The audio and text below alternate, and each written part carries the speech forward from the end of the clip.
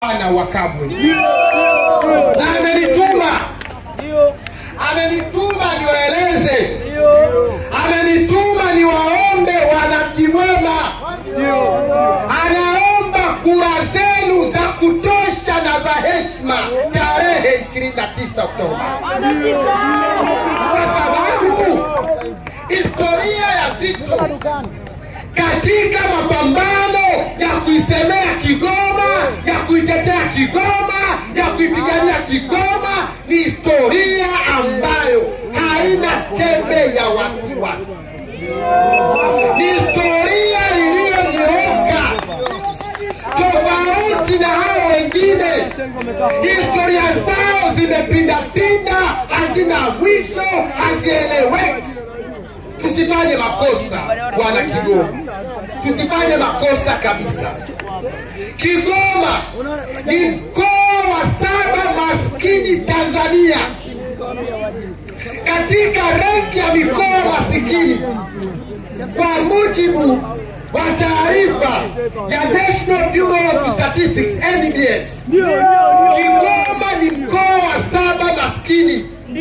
Lakini ni mkoa ambao ni maskini kwa sababu miaka yote tumekosa viongozi wenye maarifa, tumekosa wawakilishi wenye maarifa, tumekosa wabunge wenye maarifa wa kuisimamia serikali kikamilifu, kuhakikisha kwamba Kigoma tunapata maendeleo. Nitatoa mifano mitatu miwili. Tanzania hapa, serikali ya Chama cha Mapinduzi ilikuwa na mradi wa SGR. Mradi wa SGR ulikuwa unatengenezwa reli ya SGR kutokea Dar es Salaam kwenda Morogoro, kwenda Makotopora, kwenda Dodoma, kwenda Tabora, alafu reli inakata kona inaenda Isaka na Mwanza. Ndio mradi ulikuwa hivyo. Zitto akasimama bungeni akaiambia serikali, bandari ya Kigoma, reli ya kati Kigoma inabeba mizigo 40% ya mizigo inayoshushwa kwenye bandari ya Dar es Salaam.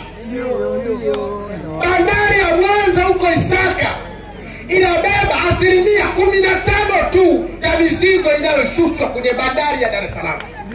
Kwa nini hampeleki SGR Kigoma? Kwa nini hampeleki SGR Kigoma ili watu wa Kigoma kuwe na mzunguko wa fedha, kuwe na shughuli za kiuchumi, ili watu wa Kigoma wapate kunufaika? Serikali ikaona aibu, ikapigwa nondo pale, ikapigwa elimu kidogo, ikainamisha kichwa, ikaja na mradi wa SGR Lot 6 kuja Kigoma, kuanzia Tabora kuja Kigoma. Unapoanza na standard gauge matrilioni ya fedha ukaipeleka Isaka na Mwanza, maana yake ni kwamba unaenda kuhudumia mizigo 15% ya mizigo yote ambayo tunapitisha. Unaacha kwenda kuhudumia mizigo 40% kwa maana ya Kongo na Burundi ambayo yote yanapita Kigoma. Economics gani ambazo mmezitumia katika kuhakikisha kwamba reli inaelekea mahali ambapo hakuna mzigo?